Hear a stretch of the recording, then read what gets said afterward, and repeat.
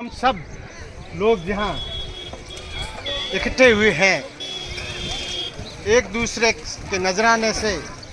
एक दूसरे का हाल चल जानने से, जो इन्होंने मौका दिया और जो इन्होंने पुण्यार्थ का काम किया, इनके लिए मैं इनके परिवार को और सभी ग्रामवासियों को बहुत बहुत धन्यवाद देता हूँ।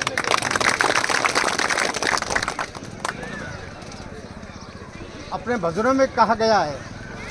कि तीर्थ जाऊं तो गंगा सामी आवे। तो मैं विशेष रूप से कहना चाहूँगा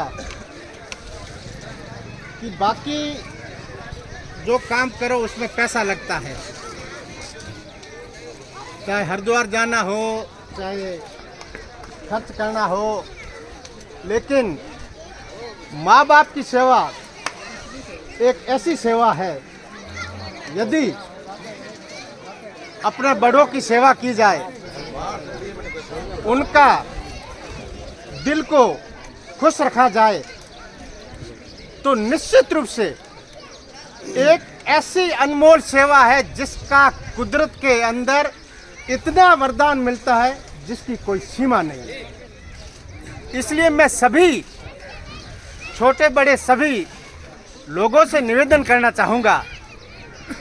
कि माँ बाप की सेवा से बढ़कर, गुरु की सेवा से बढ़कर कोई सेवा नहीं है।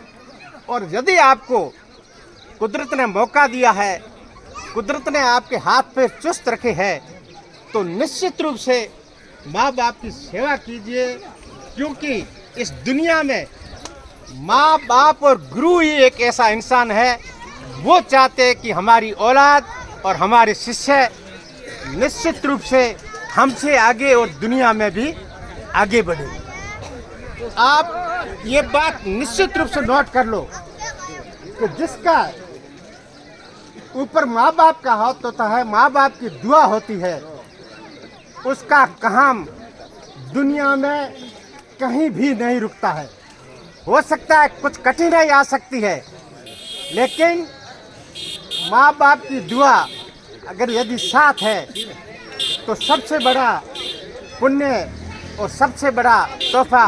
माँ बाप की दुआ है। तो मैं विशेष रूप से यही आग्रह है कि जितनी हो सके, मैं ये नहीं कहता कि भाई आप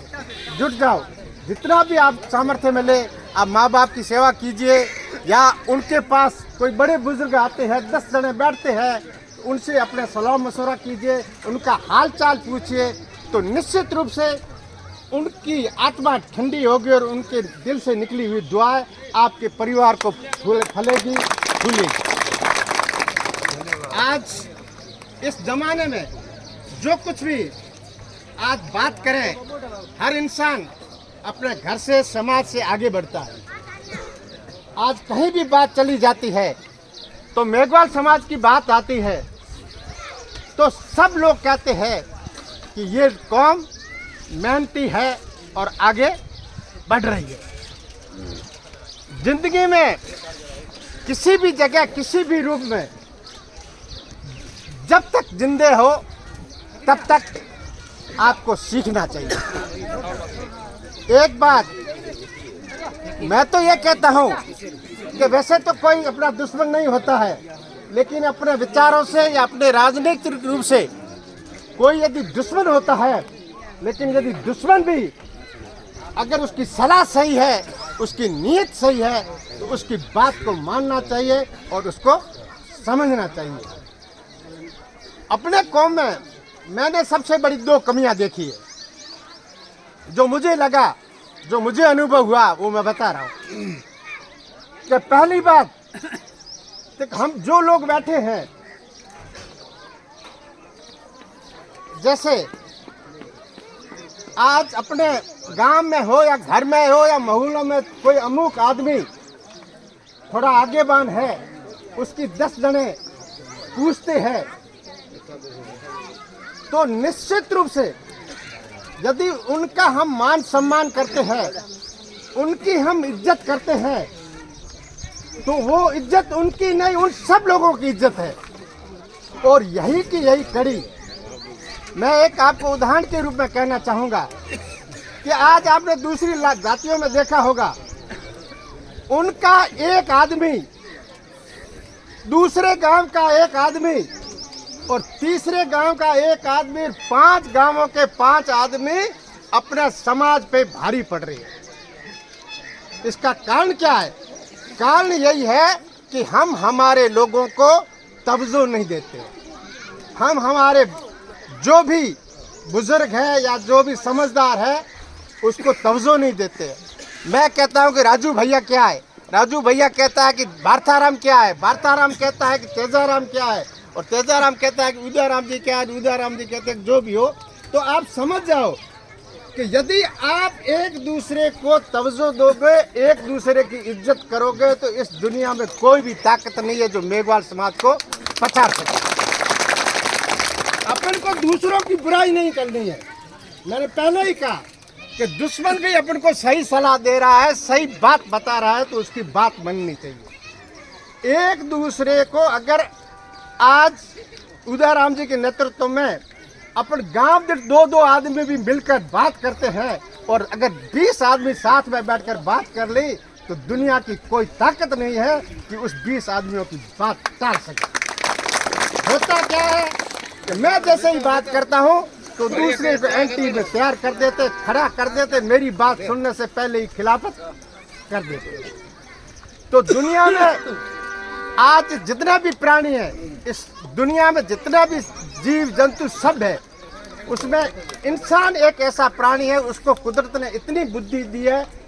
जो ये बड़ा मस्तिष्क है, इसके अंदर इतनी सोचने और समझने की शक्ति है। अगर इसका अपन सदुपयोग करें तो निश्चित रूप से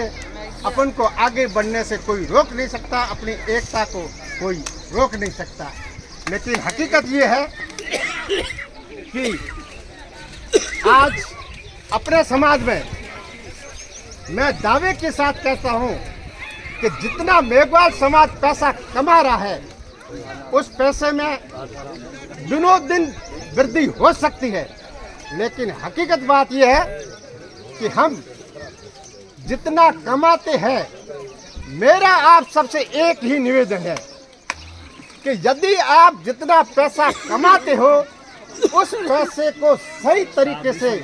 खर्च करना सीख जाओ, तो इस दुनिया में आपके घर में कोई पैसे की कमी नहीं है। लेकिन आज हम सब लोग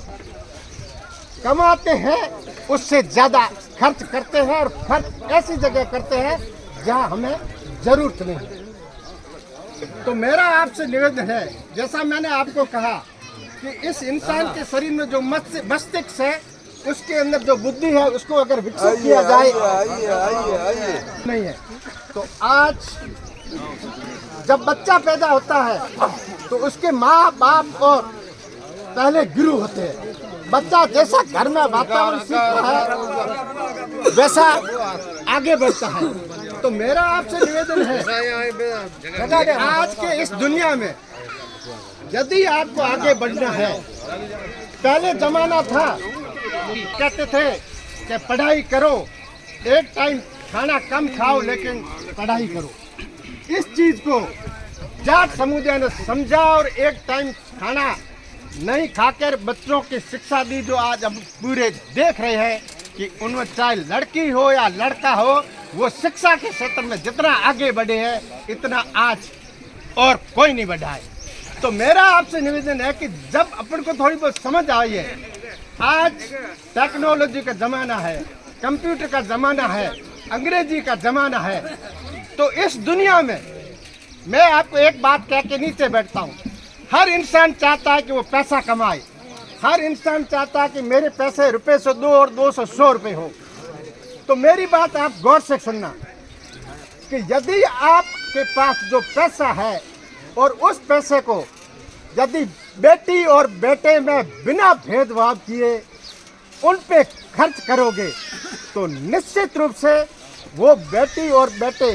इतने आगे बढ़ेंगे कि उनके घर गाड़ी भी होगी, बंगला भी होगा और नौकर चाकर सब कुछ होंगे। आपकी नीयत सही होनी चाहिए। आज के ज़माने में पढ़ाई की बात है,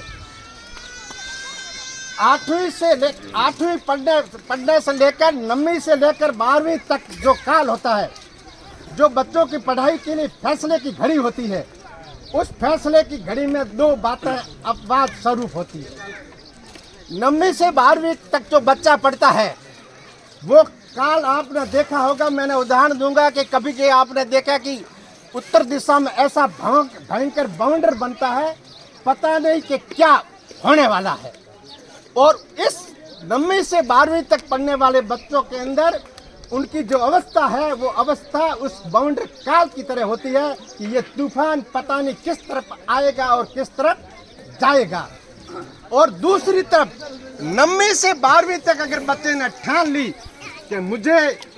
किसी भी सूरत में मेरे खुद का नाम, मेरे परिवार का नाम, मेरे गांव का नाम, मेरे एरिया का नाम रोशन करना है, तो दोनों बातें परस्पर विरोध में। एक बच्चे को आसमान की ऊंचाइयों की तरफ ले जा रही है, दूसरी तरफ वो बाउंडर उसको अवस्था ऐसी उसको दूसरी तरफ मोड़ देती है। उस समय यदि माँ बाप, गुरु, संगत, शिष्य अगर सही मार्गदर्शन मिले तो निश्चित रूप से वो बच्चा आगे बढ़ेगा। पहले लोग कहते थे कि घर देखकर रिश्ता करते थे और कुछ समय बदला और वर देखकर रिश्ता दिया जाना चाहेगा। पर आज के ज़माने में आपको स्पष्ट रूप कहना चाहूँगा कि यदि कोई 10 दोस्त है और 10 दोस्त आपस में बैठते हैं और हर काम करते हैं, तो यदि उन 10 दोस्तों में से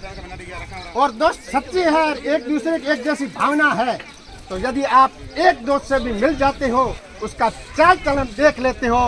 तो निश्चित रूप से तय है कि उन 10 की संगत भी अच्छी होगी। इसलिए मेरा आपसे निवेदन है कि दुनिया में जो अच्छी चीज़ है, दुनिया में जो लोग आगे बढ़ रहे हैं, दुनिया में जो लोग अपने माँ बाप की इज्जत कर रहे हैं, दुनिया में जो लोग अपना हौसला बुलंद कर कर पैसा कमा रहा है, इज्जत कमा रहा है, तो अपने समाज में भी कोई कमी नहीं है। आज आप सब बैठे हो, युवा बैठे हो, इन सब को पता है कि आज हमारा लड़का कलेक्टर बन सकता है, एसपी बन सकता है, जज बन सकता है, मास्टर बन सकता है, बैरिस्टर बन सकता है, सब कुछ दुनिया में बड़ी फौज का अफसर भी बन जाता है। तो मैं आपको पूछना चाहता हूँ, ऐसा इंसान बताइए या इतने लोग बैठे इसमें एक भी आदमी हाथ खड़ा कर दे कि मेरी औलाद इतने ये काम नहीं कर सकती है, तो मैं मान लूँगा कि वास्तव में उनकी औलाद ऐसा नहीं कर सकती। आप सबको पता है कि यदि हम हमारे औलाद, हमारी भाइयों और औलाद को पढ़ाएंगे तो निश्चित रूप से आगे बढ़ेंगे। मैं आप लोगों को एक विशेष रूप से बात करना चाहूँगा।